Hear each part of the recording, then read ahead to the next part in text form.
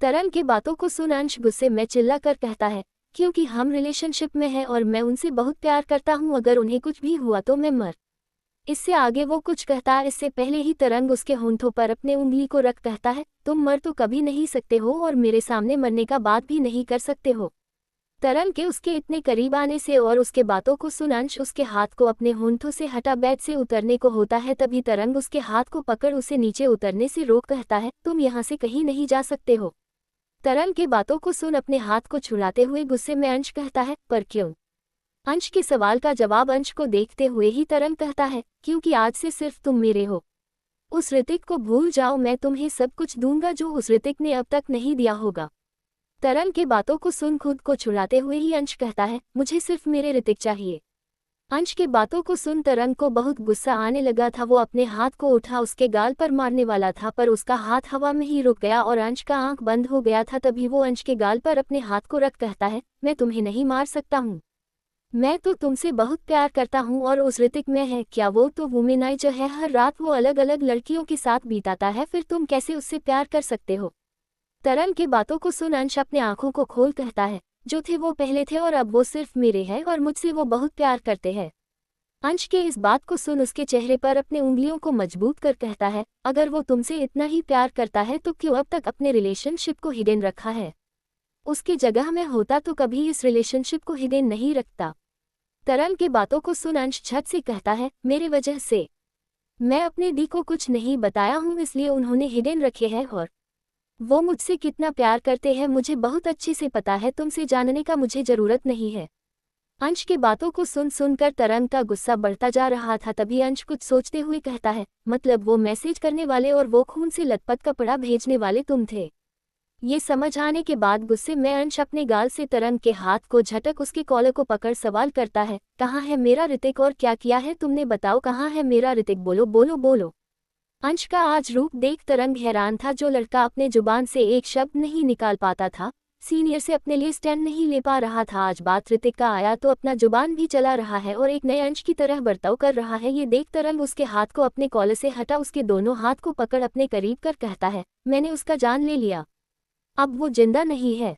तरंग का ये बात सुन अंश सुन पड़ गया और वो अपने धीमे आवाज में कहता है, ऐसा नहीं हो सकता है, अगर उसे कुछ हुआ होता तो मेरा दिल कहता, पर मेरा दिल ये नहीं मान रहा है और ऋतिक को छू पाना तुम्हारे बस का बात नहीं है। वो जरूर आएगा और देखना फिर तुम्हारा क्या होगा। अंश का भरोसा और बात सुन तरंग उससे कहता है, तो ठीक है, देखते हैं वो आता है या नहीं और तुम्हें मेरे पास से लेकर जा पाता है कि नहीं। वहीं दूसरी तरफ अगस्त्या अपने मेंशन पहुंच चुका था और रेहान ऋतिक के आने का इंतजार करने लगा था। कुछ वक्त बीत गया, रेहान ऋतिक दोनों अगस्त्या के मेंशन पहुंच गए थे। मेंशन के मेन गेट के अंदर जा कार पार्क करने के बाद दोनों कार से बाहर निकल मेंशन के अंदर जाने लगे थे। मेंशन के अंदर जाने के बाद हॉल में बैठे अगस्त्य के पास गए तो अगस्त्य दोनों को बैठने का कह देता है। फिर तीनों इस बारे में कुछ बात करते तभी नक्श भी आ जाता है तो सर्वेंट उसे अपने साथ अगस्त्य के पास लेकर चला जाता है। तभी अगस्त्य उसे बैठने को बोलता है पर नक्श तो अपने सामने बैठे 3 टॉप बिजनेसमैन को अपने सामने देख हैरान था। तभी अगस्त्य फिर कहता है, बैठ जाओ। अगस्त्य का ऊंचा आवाज सुन अपने होश में आ नक्श चेयर पर जा बैठ जाता है। फिर ऋतिक उसके तरफ देख सवाल करता है, क्या क्या तुम्हें पता है, सब कुछ बताओ। ये सुन नक्श उसे सब कुछ बताने लगता है। सर, जब से वो कॉलेज आया है तब से ही उसे कोई मैसेज कर रहा था जिस कारण वो हमेशा परेशान रहने लगा था, और तो मुझे लगता है मैसेज करने वाला कोई कॉलेज का ही होगा। नक्श का ये बात सुन अगस्त्य सवाल करता है, क्यों? तभी वो उसका जवाब देने लगता है, क्योंकि वो क्या क्या कॉलेज में करता है ये पूरा एक्टिविटी उसे पता होता है और कॉलेज में किसी अननोन पर्सन का आना मना है। कॉलेज गेट में ही हमारा आई कार्ड चेक होता है ताकि कोई बाहर का गलती से भी ना आ जाए। नक्श के बातों को सुन रेहान कुछ सोचते हुए कहता है, तुम अंश के साथ कॉलेज में स्टार्टिंग डे से हो ना? ये सवाल सुन नक्श झट से हाँ कह देता है तो रेहान फिर कहता है, तो स्टार्टिंग डे से जो कुछ भी हुआ है कॉलेज में अंश के साथ, लाइक कोई एक्टिविटी, किसी और से बात झगड़ा या कुछ भी, तुम सब कुछ बताओ। रेहान की बात को सुन नक्श उसे सब कुछ बताना शुरू कर देता है। कॉलेज की स्टार्टिंग डे ही अंश का रैगिंग हो रहा था, पर तरंग जो सभी जूनियर्स का रैगिंग लेता है उसने उसका रैगिंग नहीं लिया। उसके बाद जब दूसरे टाइम रैगिंग में सीनियर्स मुझे और अंश एक दूसरे को किस करने का कह वीडियो बनाने वाले थे, पर तरंग वहां ये करने से रोक अपने ही दोस्तों को एक दूसरे से किस करने का बोल उसका वीडियो बनाया, जिस वजह से सारे सीनियर्स अंश पर भड़के हुए थे। पर तरंग की वजह से अंश को कोई कुछ बोल नहीं रहा था। फिर तरंग ने उसे कॉफी के लिए पूछा था जिसके लिए वो मना कर दिया, पर वो सीनियर से उसे बचाया है उसका एहसान चुकाने के लिए वो उसे जबरदस्ती अपने साथ कॉफ़ी पर ले गया। बाकी कॉलेज में और कुछ नहीं हुआ है, बल्कि सभी उसे बहुत अप्रिसिएट करते थे क्योंकि वो पढ़ने में बहुत तेज़ है। और हाँ, एक लड़की उसे प्रपोज भी की थी पर अंश ने एक्सेप्ट नहीं किया। उसने उससे कह दिया था वो ऑलरेडी रिलेशनशिप में है। नक्श के पूरे बात को जानने के बाद रेहान कहता है, थैंक यू हेल्प करने के लिए, अब तुम जाकर रेस्ट करो। रेहान की बातों को सुन नक्श झट से कहता है, सर थैंक यू मत बोलिए, वो मेरा एकलौता बेस्ट फ्रेंड है कॉलेज का और जब तक वो नहीं मिलता मैं रेस्ट नहीं कर सकता हूँ। ये सुन रेहान कहता है, मैं समझ सकता हूँ पर यहाँ रहकर फ़ायदा नहीं है, जब वो मिल जाएगा मैं तुम्हें इन्फॉर्म कर दूंगा। रेहान की बातों को सुन नक्श खड़ा हो यस सर बोल वहाँ से जाने लगता है। वही ऋतिक नक्श की कहे सारे बातों को सोचते हुए कहता है, तरंग वो लड़की और सीनियर्स इन्हीं में से कोई होने चाहिए। ऋतिक की बातों को सुन अगस्त्य रेहान साथ कहता है, तरंग। दोनों जब एक ही नाम लेते हैं तो ऋतिक दोनों की तरफ देख कहता है, हाँ, जो लड़का खुद जूनियर्स का रैगिंग लेता है वो अंश का रैगिंग होने से रोक रहा था और उसे कॉफ़ी के लिए ले गया। ये बात मेरे समझ नहीं आया। ये तीनों इस बारे में बातें कर रहे थे। वहीं दूसरी तरफ सोनाली को बहुत अजीब लग रहा था क्योंकि कल ही तो अगस्त्य ने कहा था वो घर बैठे ही काम करेगा पर आज उसे बिना कुछ कहे कंपनी के लिए निकल गया। ये बात उसे हजम नहीं हो रहा था। वही सान सोनाली के लिए जूस लेकर आता है और उसके तरफ बढ़ा देता तो आज सोनाली बिना कोई नखरा किए जूस लेते हुए कहती है, सान मुझे कुछ ठीक नहीं लग रहा है। सोनाली की बातों को सुन सान झट से कहता है, ऐसा क्यों बोल रही है तू, कुछ हुआ है क्या? अपने सवाल को करने के बाद सान उसके बगल में बैठ जाता है। तभी सोनाली कहती है, नहीं सान कुछ हुआ तो नहीं है पर मुझे समझ नहीं आ रहा है अगस्त्य बिना कुछ बोले कंपनी क्यों चले गए अचानक से। अगर उन्हें कोई जरूरी काम भी आता था तो वो मुझे बताकर जाते थे। सोनाली की बातों को सुन सोनाली ज़्यादा ना सोचे इसलिए वो कह देता है, यार तू ज़्यादा सोच रही है, तुझे भैया कुछ बताकर नहीं गए होंगे क्योंकि तू अभी मेरे साथ है इसलिए शायद। सान की बातों को सुन सोनाली यह सोच लेती है पर उसका दिल मानने को तैयार ही नहीं था। उसे ऐसा लग रहा था मानो कुछ गलत होने वाला है पर क्या उसे इस बात का अंदाजा नहीं लग पा रहा था। वहीं दूसरी तरफ तरंग पर शक जाने के बाद रेहान कॉलेज से तरंग का डिटेल निकलवाता है और जैसे ही उसके पास डिटेल आता है रेहान, ऋतिक, अगस्त्य तीनों ही उसकी तस्वीर को देख एक साथ कहते हैं, ये तो वही है जो हमें इन्वाइट करने आया था। ये याद आते ही रेहान को उसका एटीट्यूड याद आ जाता है और वो झट से कहता है, और बहुत एटीट्यूड भी दिखा रहा था। इस बारे में पता चलते ही वो अभी कहाँ है इसका पता वो तीनों लगाने लगे। वहीं दूसरी तरफ तरंग के फ़ोन में कॉलेज के स्टाफ का कॉल आता है। तभी तरंग कॉल रिसीव कर कहता है, किस लिए आपने कॉल किया है? तरंग के सवाल पर वो कहता है, तरंग भैया आपका डिटेल ऋतिक धनजानी ने अभी अभी ही कॉलेज से लिया है। ये सुनने के बाद तरंग कहता है, ठीक है। इतना कहने के बाद वो कॉल कट कर देता है फिर खुद में ही कहता है, आखिर पता लगा ही लिए। अच्छा है अब छिपकर नहीं सीधे वो होगा। वो खुद में इतना कहता ही है। वही दूसरी तरफ ओब्रॉय मेंशन में सोनाली अंश को अब तक ना आता देख सान से कहती है, एक तो ऐसे ही टेंशन है ऊपर से अंश अब तक नहीं आया है, विसर्जन तो अब तक खत्म भी हो गया होगा। सोनाली की बातों को सुन सान के चेहरे पर घबराहट छा जाता है। वही सान को कुछ ना कहता देख सोनाली उसके तरफ देखती है और सान के चेहरे पर घबराहट देख सोनाली सवाल करती है, क्या हुआ सान? सोनाली के सवाल पर सान झट से कहता है, कुछ नहीं सोनाली, मैं अपना फ़ोन लेकर आता हूँ। रेहान सुबह सुबह चले गए हैं और मैं एक बार भी कॉल कर पूछा नहीं हूँ। इतना कहने के बाद वो खड़ा हो जाने लगता है और सान के हरकत से साफ समझ आ रहा था सान कुछ तो छुपा रहा है। कुछ ही वक्त में सान वहां से चला जाता है। वही सोनाली इसी बारे में सोच ही रही होती है कि तभी सोनाली का फ़ोन बजने लगता है तो सोनाली को लगता है अगस्त्य होगा तो वो झट से अपना फ़ोन उठा स्क्रीन पर नंबर से कॉल आता देख कॉल रिसीव कर कहती है, हेलो। तभी फ़ोन के दूसरे तरफ का व्यक्ति कहता है, अंश की बहन हो तुम? लड़के का ये सवाल सुन सोनाली झट से कहती है, हाँ, पर तुम कौन हो? सोनाली के सवाल पर तरंग कहता है, तरंग। ये नाम सुन सोनाली कुछ पूछती उसे पहले ही वो आगे कहने लगता है, अंश मेरे पास है। ये बात जान सोनाली झट से सवाल करती है, क्यों? सोनाली का सवाल सुन तरंग कहता है, क्योंकि मैं चाहता हूँ पर ये उस ऋतिक को चाहता है। मुझे पता है तुम्हें ये बात नहीं पता है। ये सुन सोनाली हैरान थी और वो कुछ कहती इससे पहले ही तरंग आगे बोलने लगा, मैं इसे सुबह से समझा रहा हूँ ऋतिक उसके लिए अच्छा नहीं है पर ये सुनता ही नहीं। अब तुम ही इसे समझाओ ऋतिक जैसे प्ले बॉय को छोड़ मेरा हो जाए, नहीं तो मैं उसे जबरदस्ती अपना बना लूंगा और जिंदगी भर के लिए अपने पास कैद कर लूंगा। वो सोनाली से ये सब बात कर रहा था तब तक सान आ जाता है और सोनाली के हालत को देख सोनाली के हाथ से फोन ले कहता है, कौन है और क्या बोल रहे हो?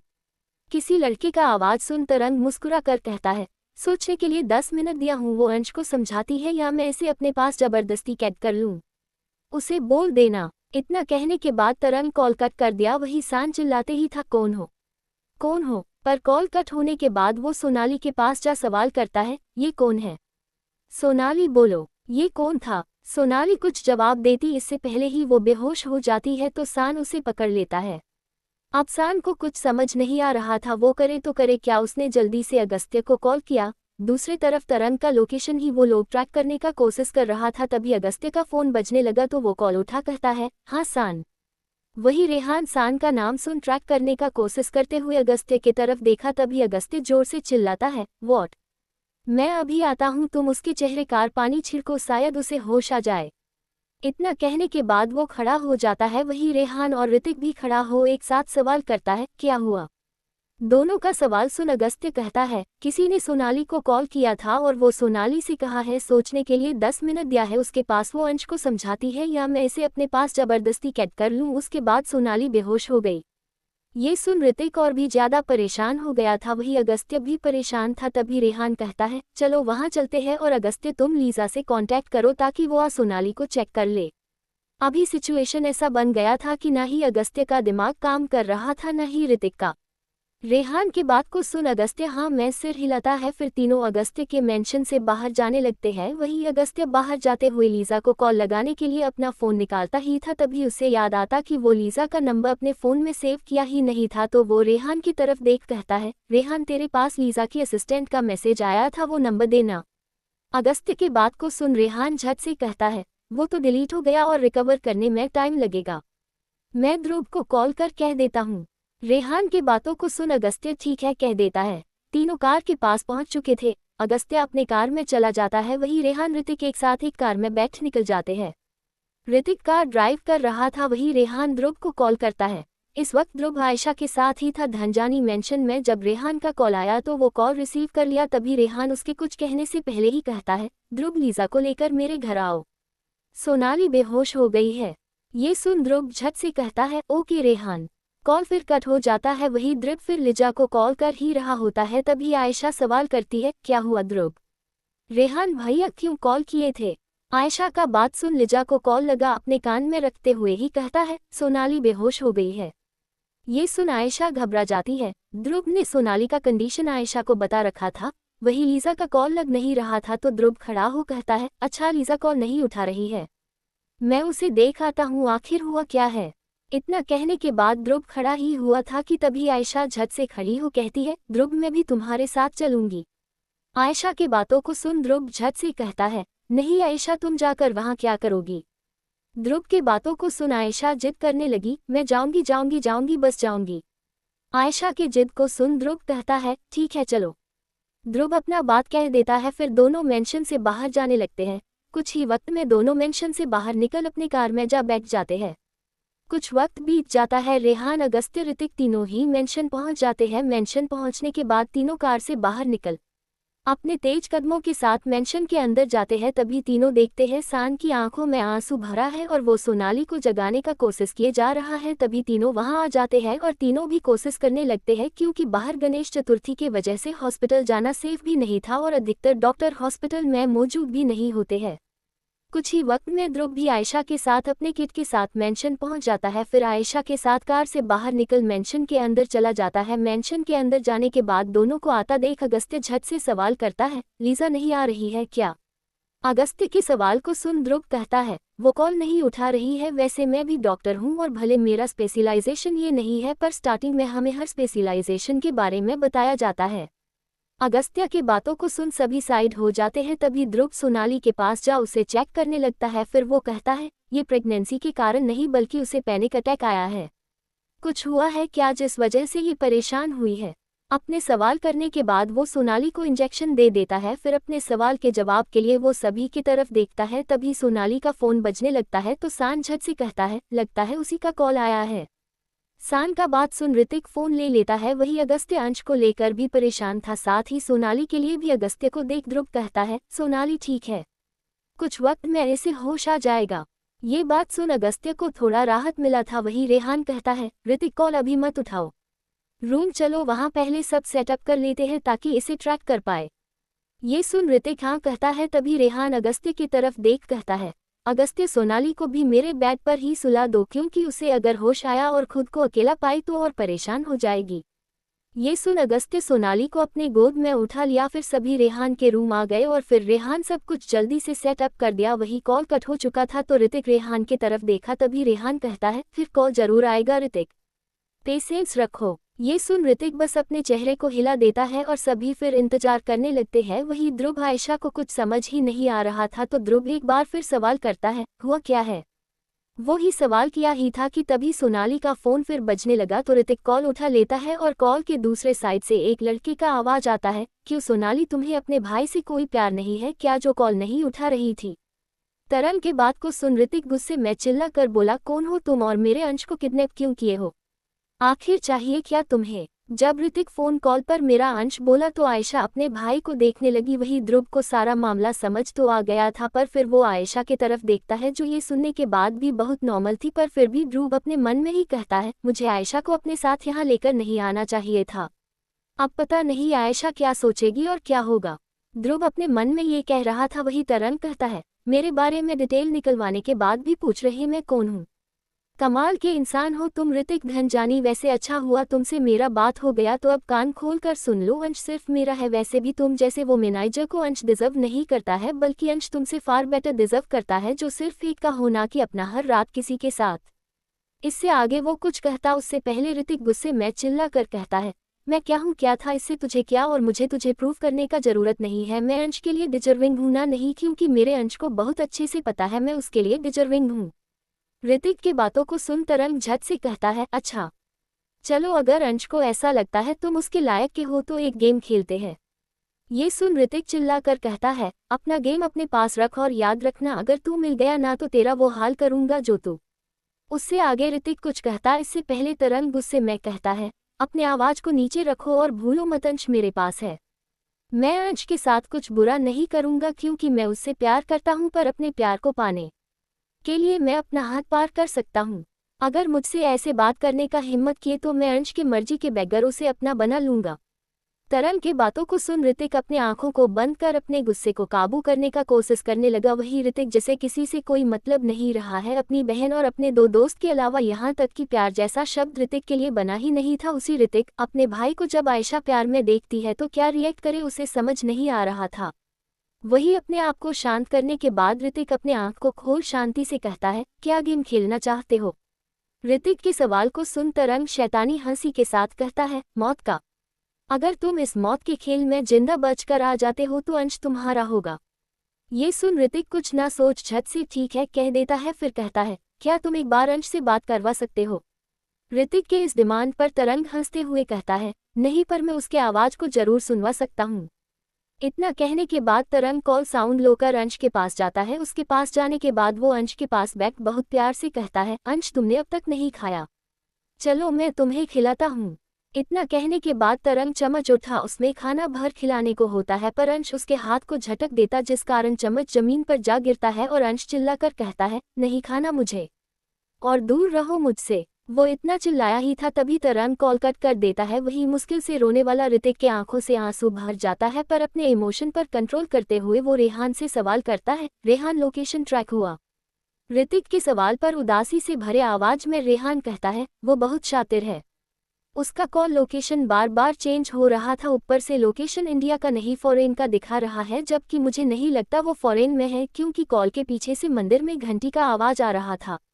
ऋतिक बात करने में बिजी था और बाकी सुनने में, पर रेहान का सिक्स सेंस बहुत तगड़ा था, वो हर चीज बहुत बारीकी से ऑब्जर्व करता था। वो लोग इस बारे में बात कर रहे थे तभी सोनाली को होश आने लगा और जैसे ही उसे होश आया तो वो आंख खोलने से पहले ही अंश का नाम चिल्लाई, फिर उसका नाम लेते हुए ही आंख खोल उठकर बैठ गई। तभी अपने सामने सभी को देखकर अंश को न देख वो कहने लगी, कहाँ है मेरा अंश, कहाँ है? अगर मेरे भाई को कुछ भी हुआ तो मैं मर जाऊंगी। इतना कहने के बाद वो फुट फुट कर रोने लगती है। तभी ऋतिक सोनाली के पास आ कहता है, सोनाली सब मेरे कारण हुआ है, मैं वादा करता हूँ अंश को कुछ नहीं होने दूंगा। जब ऋतिक ये सारी बातें बोल रहा था तभी सोनाली को उस आदमी का कहा बात याद आने लगता है और वो कुछ कहती इससे पहले ही अगस्त्य आगे आ कहता है, ऋतिक इसमें तुम्हारा कोई गलती नहीं है। जब अगस्त्य ने ऋतिक के लिए ये कहा तो सभी हैरान थे, वही सोनाली अपने पति को रोते हुए बस देखे जा रही थी।